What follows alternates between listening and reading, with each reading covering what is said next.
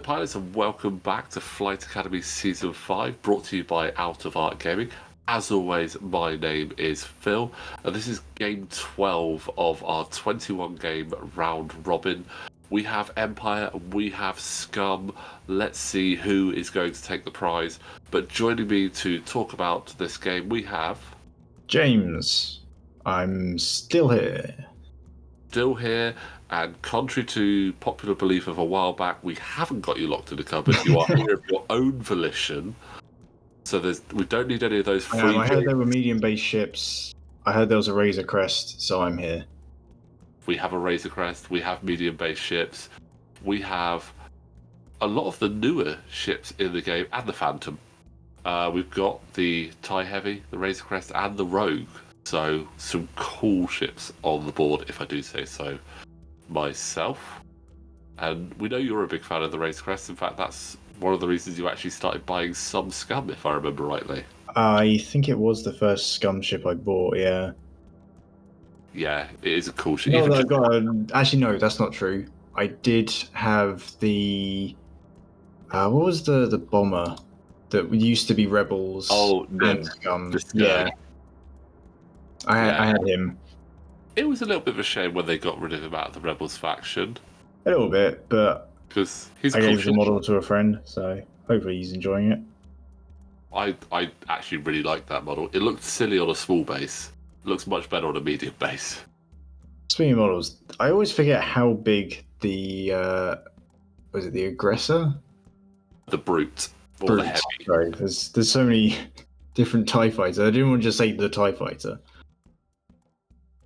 I mean, it is massive. It's so... I remember the first time I actually, when I unboxed it, I was just like, oh my god, this is huge. It almost looks like you're playing upscaled X-Wing at this point. It's almost like the Shatterpoint size TIE fighter, in a sense, because it's just that much bigger. But it is a really cool model. I was quite excited to use it.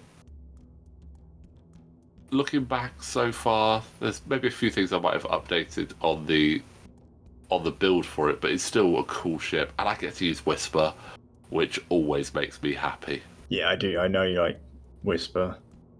Yeah, she's a good pilot, and I can't wait for her to come back into standard play, but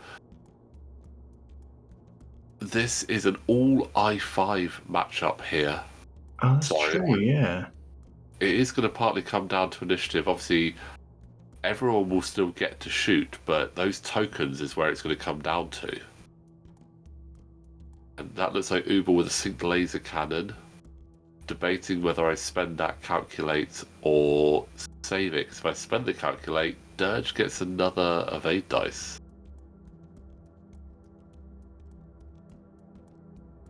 It's an interesting approach, flying straight at Dirge. Because Dirge gets the bullseye stuff, right? Yeah, so right.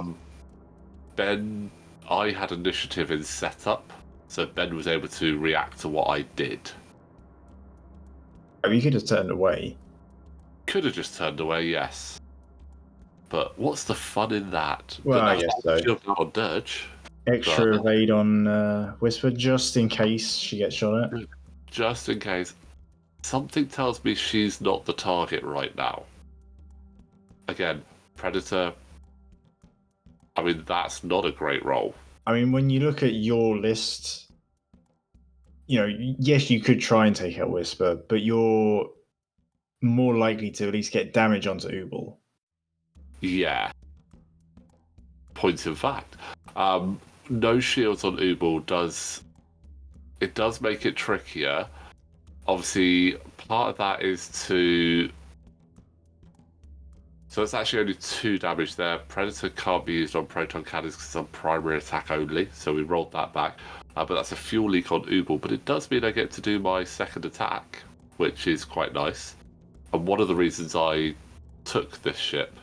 Yeah, a ship that can double tap in any situation is good. But yeah. And compared to other ships that can double tap, the only negative for it is that I have to take damage, unlike, say, Corin Horn, who disarms. And and say if you've got Bistan where it has to be a different, you still have to have the focus. Yeah, but it's the fact that it's a double tap and you can shoot the same target twice in a round. Yeah. Which has got me half points on Dirge already in the first round of shooting. Good. No, I feel like Actually, it's no, going to be a not by half point. decloak. Ben's got a half point on Ubel there, so. I feel like there's going to be a decloak forward from Whisper. Or maybe you could go to the side. This is the thing when I'm flying against a Phantom. I never know which way they're going to decloak. I'll let you in on my secret. Neither do I, and I'm flying Oh, it. okay. No, I kind of have an idea of where I'm wanting it to go. Obviously, I'm wanting it to be flanking around, trying to see if I can line up those trick shots. So, and I don't want her to get hit, because if she gets hit, it can be 9-9. Yeah. That's an interesting move from Dirge. Just straightforward. Yeah. Very aggressive. Oh, okay. But is that? Oh no, that's just the bump, isn't it? Yeah. That's just the bump, yeah. I can't remember what Q9 does, to be honest. I know he's often taken just because he's cheaper than Mando, which is a shame. I feel like Mando should be the pilot for the ship, but anyway. Yeah. After you fully execute an advanced maneuver, you can perform calculate or barrel roll even while stressed if you do get a strain. Okay. Which isn't too bad, actually. I like that. Because it's a strain as well. It's not double stressing yourself. Yes, that's true. Although the Razor Crest has terrible blues to clear both the stress and the strain that you'll get. Yeah, there is that. It's That's just why great. I mean, there's an argument to put L337 on there. Which gives you... has opted for more for the Force, which is fair enough. And then, what's Boba Crew do again? He No, not that Boba. Where's the other Boba Crew? It's Baby Boba. Is it Gunner Boba? That's the Gunner Boba. Well, Gunner Boba. Will perform an attack if there's no other ships in the attack arc. You may change your focus to a hit. You know what? In a 2v2, that's more likely to happen. So fair enough. So it's not a terrible option there. And for 2 points, yeah. And there we go. So that is a bump from Ubel as well. Taking the stressful focus.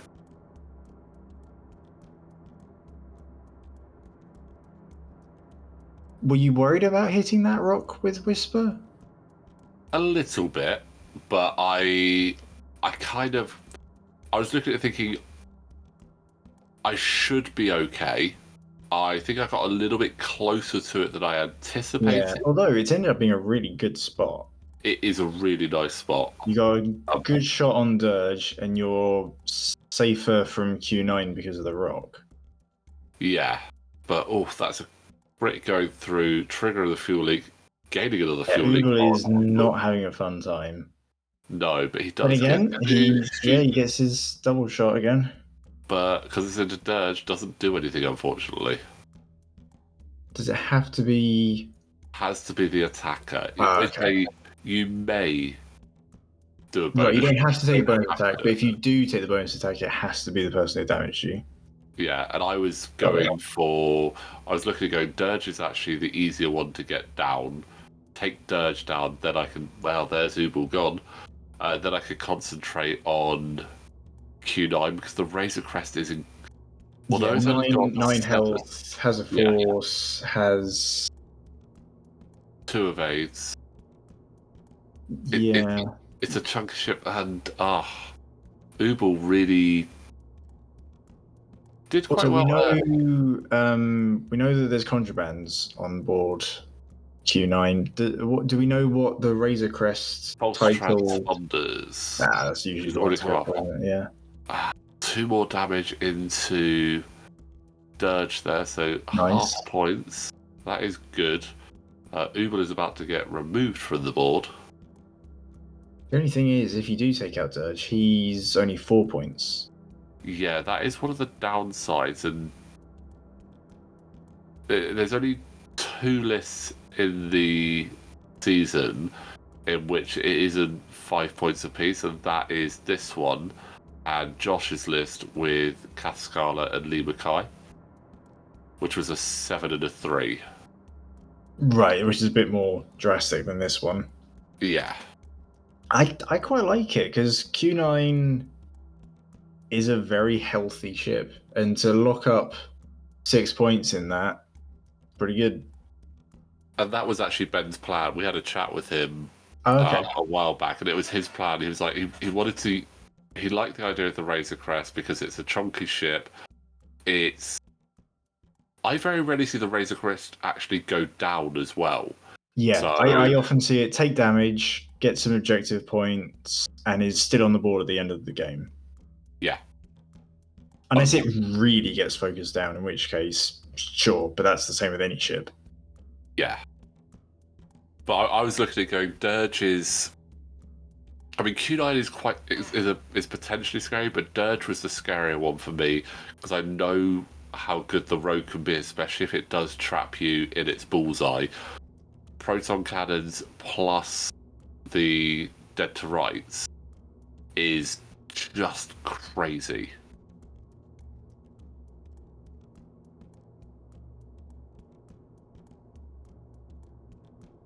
Fortunately, there wasn't really a good option to decloak to the left to try and stick it on Dirge. Yeah, I think that would have sent you kind of going towards the other rock.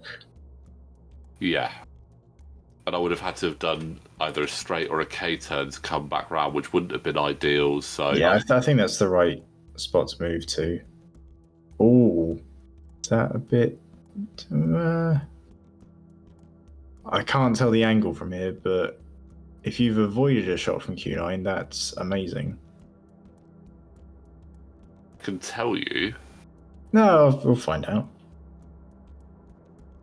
I still want to go for Dirge anyway. Who has initiative? Ben does. So Ben has initiative. definitely no shot from Dirge. Here's them checking. There is no shot. Well maneuvered, even if it did end up being a bump. But yeah. 100% fluke, but yes, I was very happy with that. And cloak again. I elected not to cloak, actually. Yeah, I was going to say, okay, that's. You get so used to wanting to cloak that you. Yeah, you're going to get into the habit of. I've got an ability. I will use the ability, and sometimes that's not the call to make. And I think that's the right time to not cloak. Yeah, it felt very odd not cloaking. I'm not going to lie, but. Yeah, it allowed me to do this, which I thought is going to get me a better chance at catching Dirge. Because unless Dirge does something incredibly random and goes a one hard to the right, I was like, I'm more likely to catch Dirge. And guaranteeing that evade as well. Oh no, go for the target lock. You surprise even yourself. I don't think, because the evade lets you cloak, but you're not in a good position to cloak, really. No. And even if I don't have that evade later, I can still do a hard one either way and avoid that obstacle, so... I think the target lock's a good shout, especially since you have fire control on board as well. Fire control and trick shot is currently live unless... Oh, true. I didn't even see trick shot. Okay.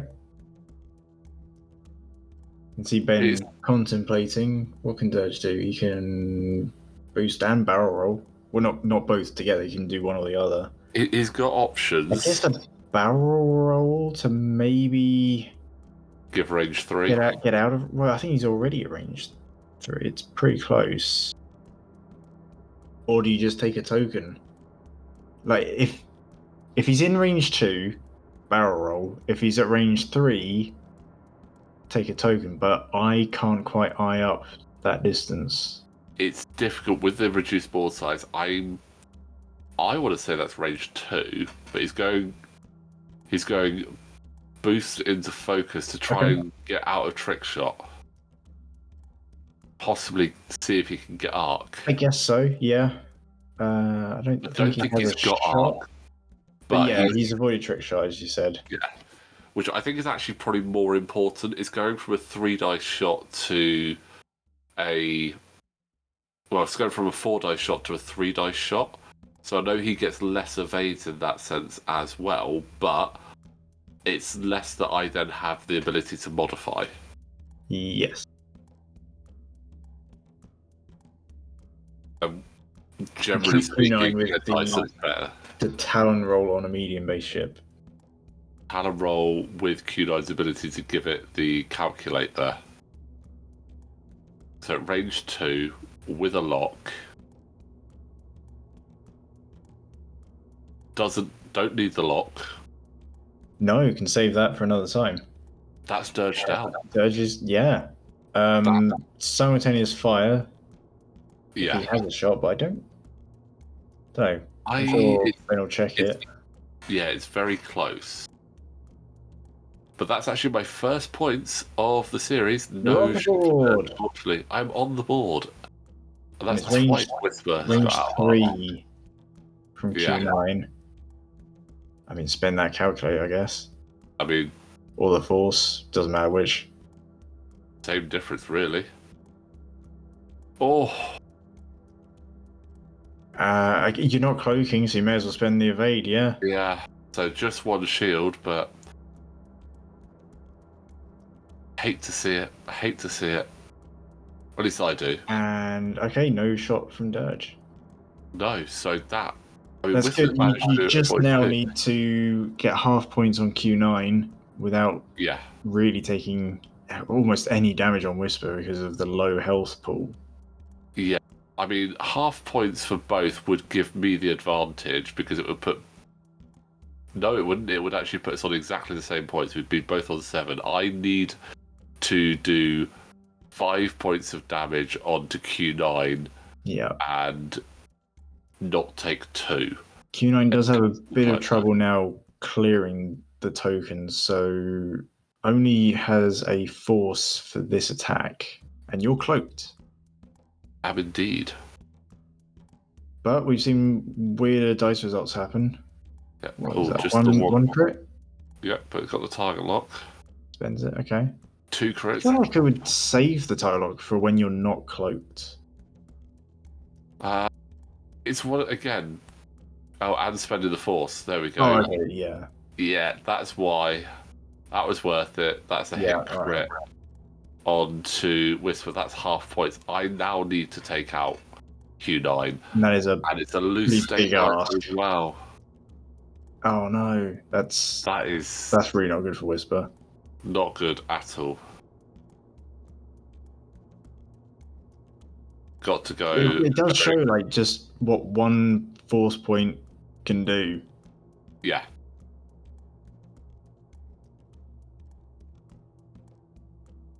And it's weird that it's on a robot. I mean, I know it's technically Maul crew doing the force stuff, but Q9's a robot. Doing the...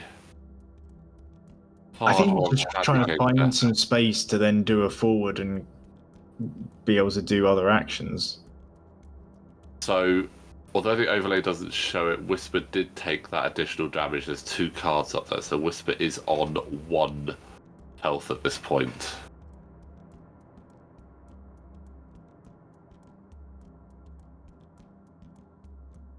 Okay. Fix your crit. Coming around.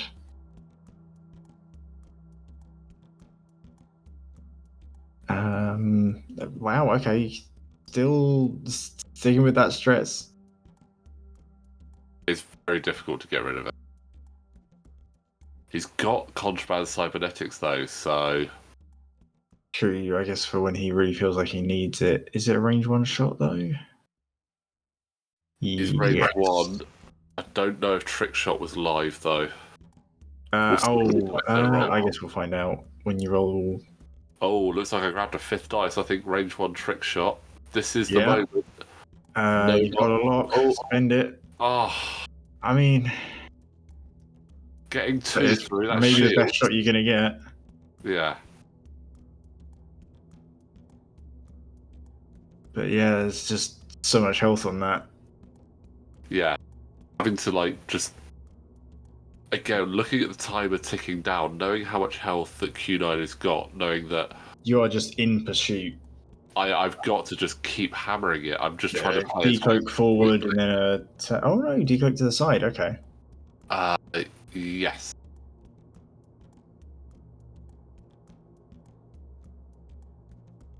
Try and catch him on the way back in. Ben is determined to not remove that stress. This But is again, he doesn't. He's only got straight blues, so it's very like tough for him. 4 turns of being stressed. I would have relented and gone, I'll finally do a blue. But I guess that's just not how Ben plays. Is fair enough. Oh, there we go. Target lock. Absolutely. Oh, that's Awful unfortunate dial. for the trick shot target lock combo to do nothing. That's disappointing.